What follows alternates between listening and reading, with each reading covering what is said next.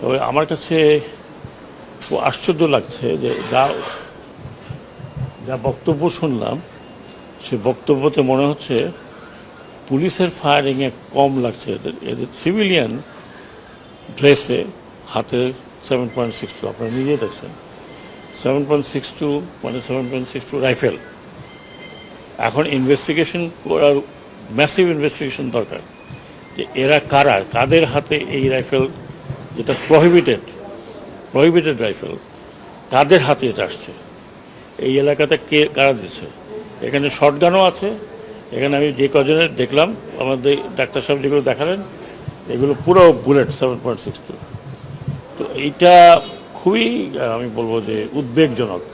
এক তো পুলিশের হাতে আছে, ইউনিফর্ম তার হাতে আছে, কিন্তু সিভিল ড্রেসে কারা আনসার এলাকাতে গিয়ে তারা বাইরেও হয় নাই, তারা কিন্তু আনসার গেটের মধ্যে তাদেরকে এরকমভাবে ফায়ার করছে। আরও নাকি এখানে তো মাত্র 7-8 জন, ওদের আনসার যে হসপিটাল ফ্যাসিলিটি সেখানেও আছে।